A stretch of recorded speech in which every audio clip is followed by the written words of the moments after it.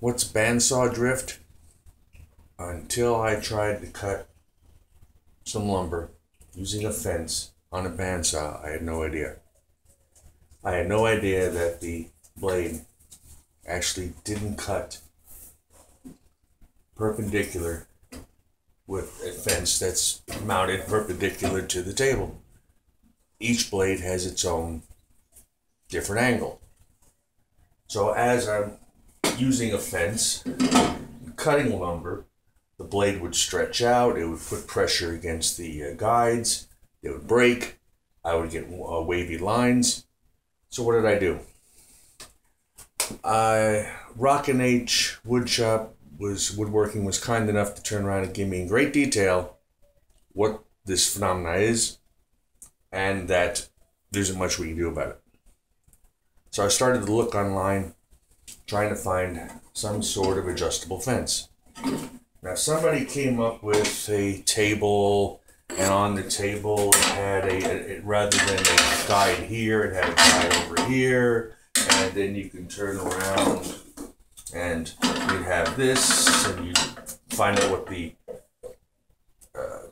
blade saw drift was, and then you'd adjust. Well, that was too much. Then Shop Built, I liked their idea. They made these runners, but they had about one on this side, one on this side. Then they built a jig like this.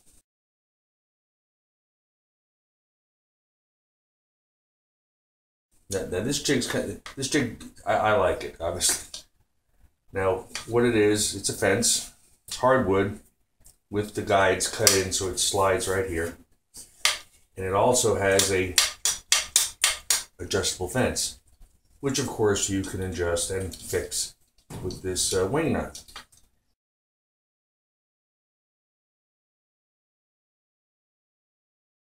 Now, it doesn't seem like that's a lot of movement, but it's actually 4 degrees, 2 positive, 2 negative, and at a foot out, 12 inches, you get almost an inch of play. That is a lot of variance for blade drift. So how do you figure out what the angle is? Just like everybody else. Take a piece of wood, straight edge, you draw a line, then you cut maybe halfway through it.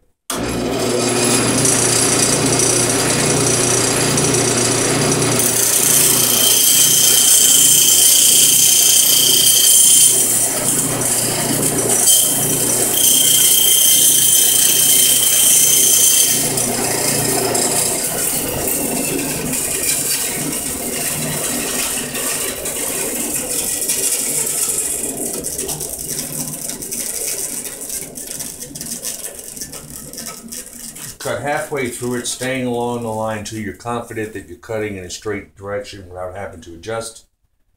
Then you clamp the board down. So, get your adjustable fence, mount it. It's monsoon season here in Arizona and everything sticks. There we go. Line it up against the board, lock it down, tighten the wing nut in the back, and proceed with your cut.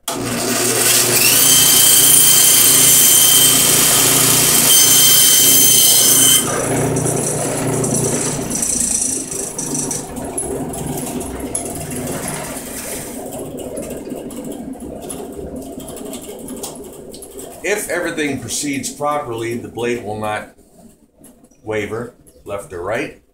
Then you know your fence is set. Now I could use this fence without adjusting it again for any depth cut, of course within reason.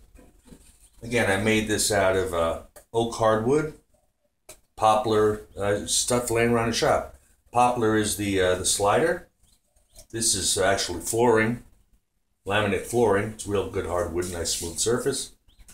Of course, I checked Made sure that this is a 45-degree angle to the table. This can be easily removed. I could put another taller fence on there if I wanted to resaw. But this is as simple as I wanted to come up with. I don't know why the other guy, I'm not dissing his work. I don't know why he had it running completely off here, because I don't know anybody who's going to use a fence on this side of the blade. All right, and nor was it reversible. He had a piece in the back, I guess, so this could slide. This slides just fine on the back of the table. Again, it's real easy to make. It's, like I said, for 4 degrees, not bad. It's more than I need. And this drift will stay the same as long as I don't change the blade. The minute I change the blade, well, then I have to go through this again. Now that this is set, I'm ready to go. Thank you, Rocking H, for all the good information. And thanks to Shop Builds for giving me the idea on how to build this jig.